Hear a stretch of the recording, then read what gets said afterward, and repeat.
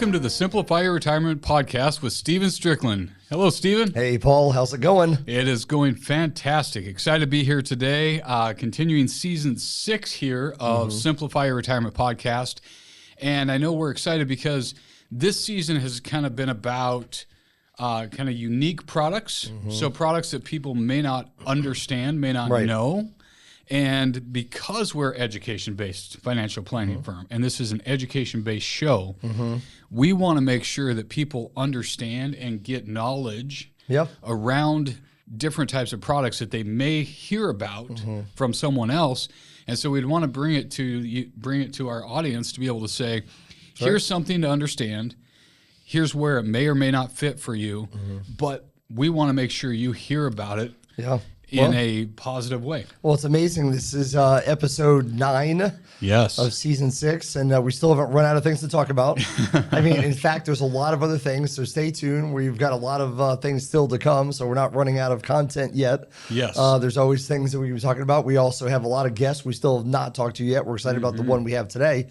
But like you said, this podcast, we've talked about things that are around retirement planning, maybe about the Retire Wealthy program, and maybe about some other non-traditional methods, and about celebrating personal treasures, all these things. So this has kind of been in season not related specifically to retirement income planning, which is kind of our bread and butter, which we could talk about all day, any day of the week, any time of the day. But so this has been it's been good to just have some other voices come on. Absolutely. And you know, it's exciting to be able to talk through concepts like this, because this is something that over the years I've heard people ask about, right? You know, there are concerns that people have maybe with their local bank or something like that, some limits, things like that, but yet they are drawn to banks.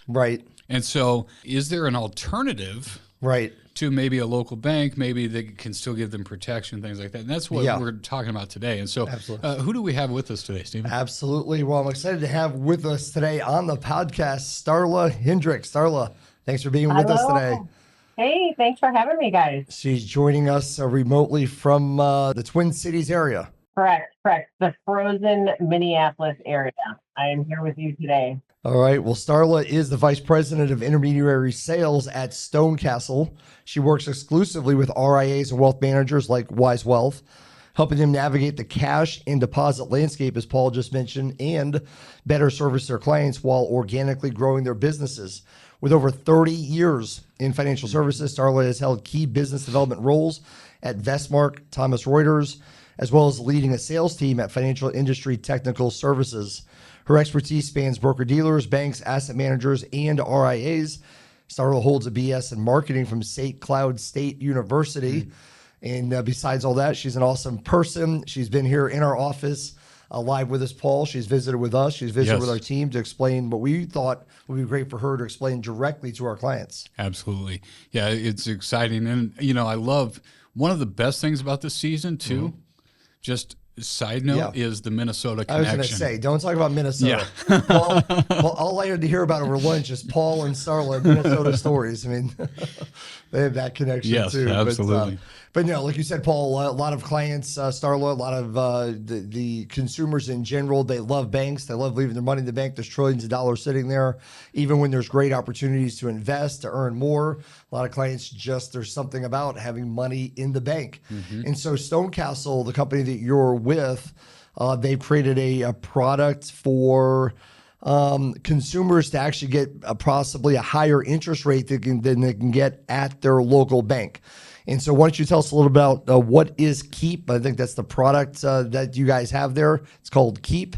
You want to just tell everybody a little bit about that? Some people may know it as FICA for Advisors. We recently went through a rebrand to Keep by Stonecastle.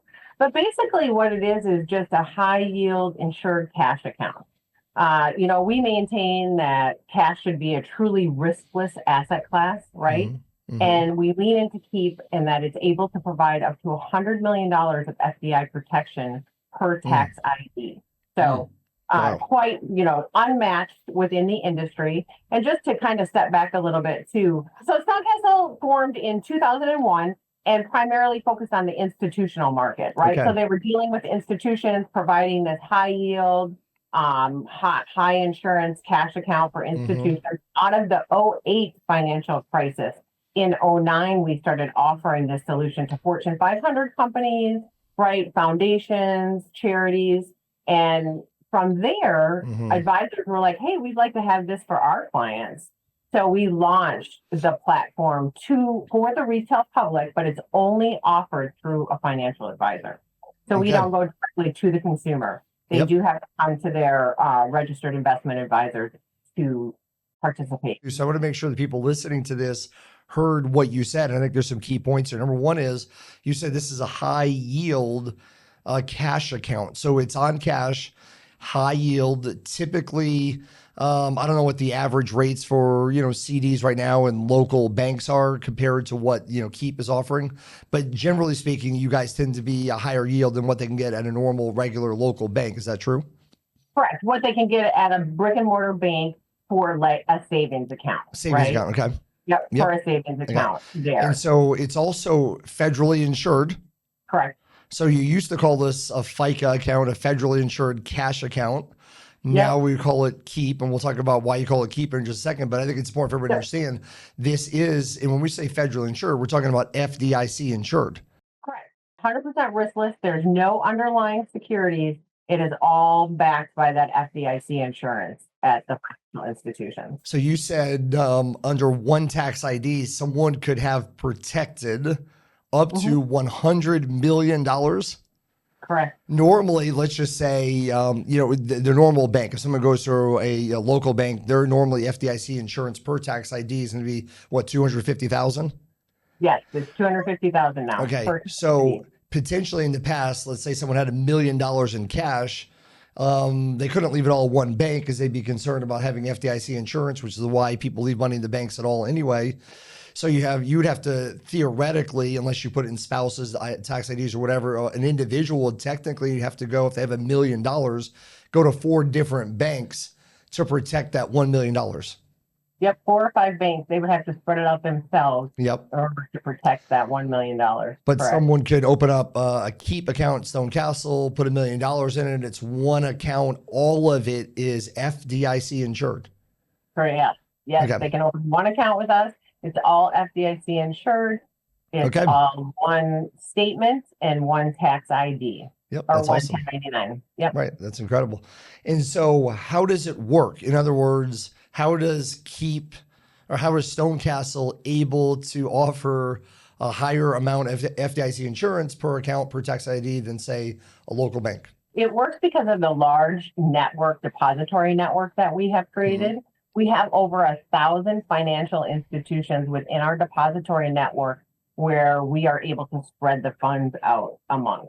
So we have an entire team of salespeople that go out and work with the depository institutions or the institutions looking for deposits for whatever reason, right? They can't raise the money organically, or they don't want to go to the Fed window and pay a premium. So they come to Stone Castle looking for those deposits. So we have over 1,000 institutions that we can spread that money out amongst, keeping it under $250 per tax ID at each institution, but we can go up to $100 million per tax ID. So in essence, someone makes a deposit at Stone Castle, whatever amount of money, then Stone Castle will take that money in under that one tax ID, kind of almost create their own fund of CDs.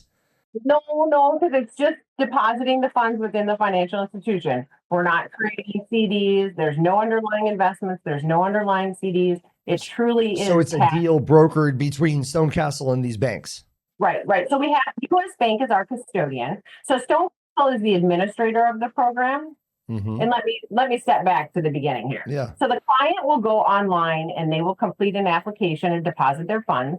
Everything we do is via a secure portal. So it's all electronic. They go out and they open the account, they deposit the funds. Stone Castle acts as the program administrator. So we never touch the client's funds. It's at U.S. Bank. Yeah, correct. They go directly to our program custodian, which is U.S. Bank. So U.S. Bank has omnibus relationships with all of these end depository institutions. And they're moving the money based on our direction. But U.S. Bank will create one consolidated statement and one consolidated 1099 at the end of the year for the client. so that they're not receiving, 20 bank statements or 20 1099. So Right. so then the funds, everything is overnight liquid. So they can link that bank account, that community bank account that they have, and move money back and forth between Keep and between their local bank. It is overnight liquid, and the money moves via ACH or Fed wire. Okay. All right. So again, a couple of things I think that are important is, a lot of times people intuitively know that institutions are getting a better deal on their money than, say, individuals. And so this product really started, like you said, with institutions. It was a way for them to take all their cash, large organizations, nonprofit organizations. I know we've talked about that in the past together, charitable, that have cash, and they really can't take a lot of risk with it.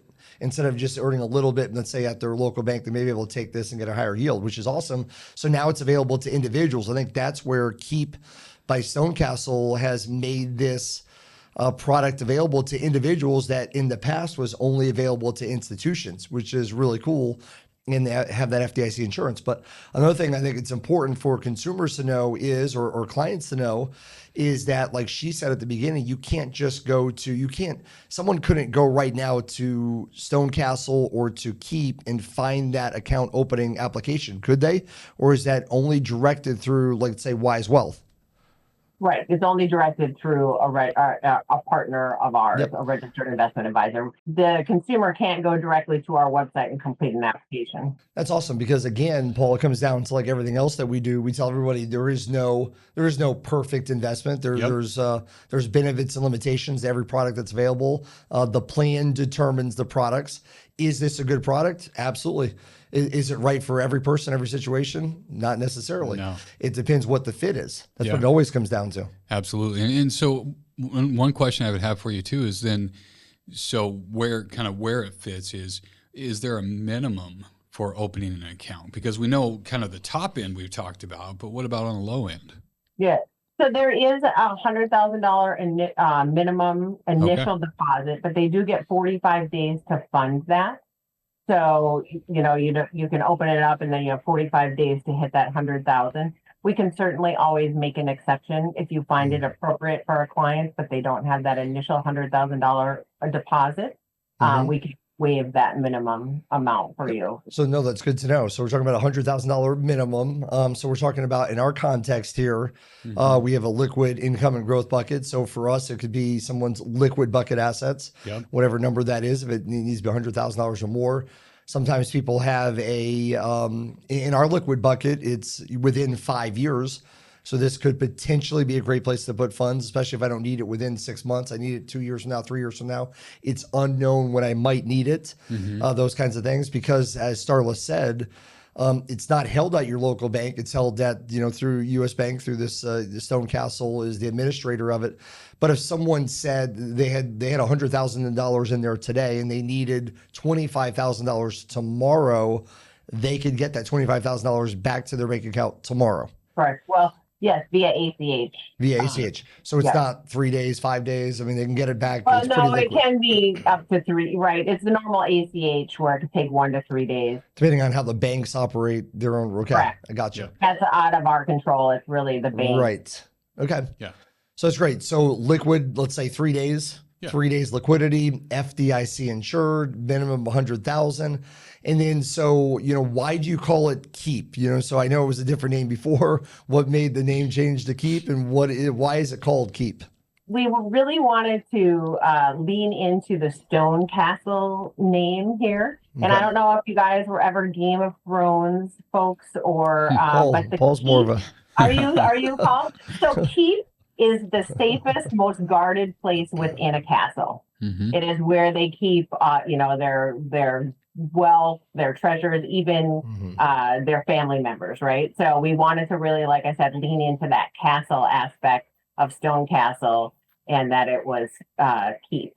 So I guess let me ask you this: what are the current rates? We're recording this obviously in January 2025. Whenever this episode comes out, it'll come out pretty soon. But January 2025, What is the current rate today on a cash deposit? That's number one. Number two, how often does that change? So the current rate is 4% on the first $1 million. Okay. We closely follow the Fed rate. Mm-hmm. So you're rarely ever going to see a rate change for us unless you see the Fed change their rates. Okay. Right? If the Fed steps down, we'll step down as well. But what I've noticed is that, like you just said, it doesn't change very often. So we have maintained a 5% rate for a year when the Fed had held rates high. And now we've just, in the past, what did they have? They done three rate cuts. We have stepped down with the Fed. So you're rarely going to see the rate change unless the Fed move happens. Current yield. But 4%. Yep. APY is a really good return, right? Absolutely. When your brick and mortar institutions, what do they say? There's $7 trillion in uninsured cash in the U.S. banking system. Amazing. Of that $7 trillion, nearly $5 trillion is earning 0% interest. Right? That is amazing. So wow. They think it's Chase or it's Bank of America, and nothing is going to happen. Right. And I think the three of us has been around long enough that there's been some crazy things that have happened. Right. Some banks that are too big to fail. Right. Yeah, right. That's right. So to that point too, right? How do banks get away with that? Well, they get away with that because cash is really boring, but cash is very sticky. And so people are like, they say that some of the statistics out there, an adult on average has had the same checking or savings account for 17 years, right? Yeah. So people are not, when it comes to their cash, right, they don't want a lot of movement with it. Everybody thinks, like I said, it's Bank of America or if it's Chase, nothing is going to happen. And to be honest with you, sometimes I think some people really don't understand that 250, what that means, right? Absolutely. It means that the dollar over that 250 is gone if something happens with that financial institution. No, this is huge. So I appreciate you bringing that up. What's amazing is that, like you said, there's a comfort level. People going to the same bank for all these years. Maybe somehow, or maybe they receive an inheritance to get this money. All of a sudden, they're sitting with $750,000 in their bank account. They don't realize $500,000 of that is not insured. If that bank went down, you'd be protected up to $250,000. So people need to realize that's a true limit of FDIC insurance on their cash deposits.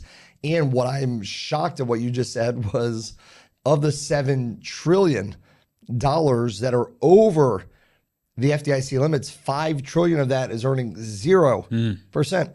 So people need to be aware of. The whole point here is just to say, hey, make sure if you're leaving money in your local bank that it's not over the $250,000 limit per tax ID. You need to make sure you're protecting that. But also, if you have really large amounts, the second thing would be, you should be earning more than 4%, or you should be getting a higher rate of return. That's certainly a number that can keep up with inflation. And we're comfortable with a 4% yield to keep up with inflation on, let's say, cash, liquid bucket, less than 5 years. Yes. Return on your money. That's great. That would keep up with inflation. So I think it's important for people to realize, what about institutions? I know before we've talked about, charitable organizations, 501c3s. A lot of times they're sitting on a lot of cash. They're not allowed to really take on a lot of risk. And that's one tax ID too. Are organizations like that limited to $250,000 as well? Correct. Clients can have an individual account, a joint account, trust account, can be put on our platform, or institutional account. Okay. And like you said, we find it very popular with charities, nonprofits, right? They have very stringent rules around how their funds can be invested. Yeah. So this is all protected for them. Yeah, that's huge. $100 million. To any of our, clients, anybody or our listeners, some of you sit on nonprofit boards. Some of you are, in these discussions. It could be your church, it could be your charity, it could be whatever. And part of your role there is to determine how the money should be invested. And a lot of times it's, let's go this bank, that bank. But we want you to know there is an alternative. And the main thing is, for everybody listening to this podcast today, whether you're a large nonprofit or just have a large amount of cash that you want to just make sure is earning more than the local bank and have an FDIC insurance on it, is you need to contact us. because, all this stuff should be done in the context of a plan. You can't go online and open up a Keep account through Stonecastle. You need to call Wisewell. If you need to go to our website, and we'll talk about that here in just a minute. But to continue on the subject, Starla, one thing that I think that's neat about what you guys do is you're finding higher yield in some cases because you guys are willing to separate your funds out or use banks that are in areas, regional banks, banks where you're making an actual impact in those communities. So can you talk a little bit about that, which I think is a really cool story as well? Yeah, I mentioned the banking network or I should say the depository network is made up of over 1,000 institutions. Primarily, I would say 80 to 90% community banks. Mm-hmm. There's a couple of regional and national banks, and then credit unions are also in that mix. Mm. We have what we call Keep Impact. Mm-hmm. And it is for clients that have mission-based goals or they want to make a deliberate impact with their deposits. So typically we find this popular with foundations, endowments, or organizations that really want to make an impact within their community. So what we have within that network, there's a smaller subset of community banks or credit unions that are minority depository institutions, community development financial institutions, low income designated, and they have community reinvestment acts. So the funds going into those institutions or in those depository institutions are really going to an underserved community, and they're helping to create housing, funding minority-owned businesses or women-owned businesses, and all of those, the matrix within their communities. Obviously, it's not something we can report back on, and certainly not in ESG, but it's really a nice way for people to do good with their deposits.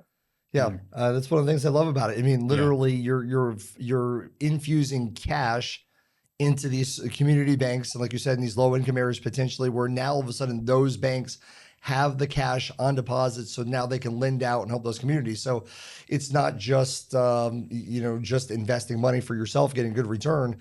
Things are happening in these communities that you guys are utilizing in your bank network to get these great rates.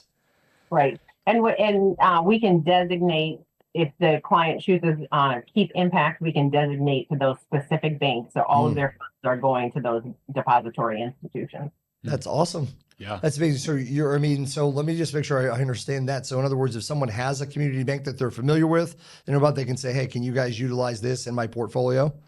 We can, yes. If they're part of our network, they can vice versa. They can say, hey, we don't want our funds to go to this particular bank, or please point our funds to banks within this demographic. Okay. So we're able to do that. One other thing that I think is important to understand, I think when someone opens up a Keep account, if someone invested $200,000 in there, when they get their statement, they're actually going to see maybe 20 different banks. In rate, is that correct? Yes. Okay. So we disclose where all their funds are at. Like I mentioned, there's a secure online portal where they complete their application, where they manage their account, where they do transactions. It's just like online banking. And they can go out there at any time and view where their money is at, every financial institution, and the dollar amount at that financial institution. So full disclosure to you and to the clients about where their funds are being held. But another important point is they only are getting one consolidated statement. So U.S. Bank is the books and records. And they are also, the client's information is not being disclosed to those end financial institutions. So they don't have to worry about them being solicited by somebody else to say, hey, we got some CDs we want to sell you, or this or that, a new great annuity, right? That information is the depository institutions only see U.S. Bank. Yep, gotcha. Therefore, U.S. Bank creates that consolidated statement monthly, 1099, of course, yearly, and then it accrues daily and is paid monthly. That's huge. I wanted to find out about, so paid monthly, someone could theoretically take the interest and have it sent back to them every month. They could have it reinvested, they could have it compound, or they could take it out every month. Correct. That's awesome. And one of the things, just for clarification, I want to make sure everybody understands, we're talking about this is available for individual accounts, joint accounts, trust accounts, corporation accounts, not IRAs, not qualified money. IRAs, right? Okay. Yep. Gotcha. Well, this is awesome. This is great for people to know. The main thing for our clients to understand, it's a separate custodian. It's outside of Charles Schwab. So it's opening an account. It's really tied to your bank account. It's a bank. It's a cash alternative, which we talked about many times here before. And it's a great product. Starla, you nailed it. You did great. Yeah. So thanks for being with us today in the podcast, Starla and Paul. We need to tell everybody how, if they're interested in this, where we can get more information. Absolutely. And, it's a fantastic thing. But again, like you said, it's about being in the context of a plan, right? Because we know that there are limitations to it. There's a lot of great things about this. Yeah. It helps people in giving. It helps people in serving. And, when enjoy cash life. is easily available, it becomes easy to enjoy life as well. And so, but there are limitations. It has to be purchased through someone like Wise Wealth. You have to have a minimum of $100,000. And so there are places that it fits, but it has to fit within the context of a plan like everything else. And so the way that you start that conversation is to reach out to us here. Give us a call at 816-246-9473. Email us at info@wisewealth, and we'd love to have that conversation with you. You can start with a simple 15-minute phone call to find out what you're looking for, and then we just go from there to get some clarity around what are your goals. Yeah. It's a simple conversation from there. And one thing that we always like to stress here is the importance of independence. We love people like Starla. We love products like Keep and Stonecastle, but it doesn't mean that's the only one. So in other words, if someone said to us, hey, we've got high amounts of cash, we want to keep this liquid, we want to keep this safe, certainly we have this available to us. We know what this is. There could be other options available from time to time. Things change. This is one that's very good to have in the toolkit, available for clients if they need. And that's why it's important to go through your advisor like us before you just say, oh, I just want to go get that, because there may be other things and this may be the best thing available for that need. It depends what the actual need is. That's why with everything we say is there is no such thing as a bad product, only a bad fit. Every decision should be made in the context of a plan, which is why I appreciate the fact that Keep made this product only available through financial advisors, because they want to make sure that clients are getting into this product because it is the right fit for them. Absolutely. And that's the best part about all of this too is, for years we've met with people and they always think that they have to keep their cash separate from the conversation because, well, you can't help me with that. But this provides a way for us to be able to look at everything within the context of the plan. And so, if you're sitting on cash or you're serving on like Stephen said, serving on a board of a nonprofit or a charity or something where there's cash and maybe you have the opportunity to bring this news to them that you can keep it safe and get institutional type rates. That's a great opportunity. So just reach out to us. Send us an email at info@wisewealth.com. Call us at 816-246-9473. And while you're talking to us, ask for a copy of Stephen's book, Simplify Your Retirement. We have that available for you, and we'd love to send that to you and to be able to have that conversation, the clarity conversation. That's where it starts, because we know that financial peace does come from having a plan. And so, again, Stephen, thank you for the investment in this podcast, the investment of time and resources and everything that you put into this podcast, and to finding great guests like Starla. Thank you, Starla, for being with us today as well. And we thank you for all that you do, for watching, for educating, for making sure that clients can have financial peace. And again, our last thank you goes to you, our viewing and listening audience. You're the reason we do this. And so we wouldn't be here without you. Make sure you click that like button, click the subscribe button, because that will tell you when a new episode comes available. It makes it easier to share with people. So if you're maybe not sitting on a board, but you know someone who is, share it with them. We would love to be able to hear from them as well. So like, subscribe, and share so that you continue to get content like this as we continue season 6 of kind of these non-traditional products and approaches in the context of retirement planning. So again, this is Paul from Wise Wealth, reminding you that financial peace does come from having a plan. And we'll see you next time.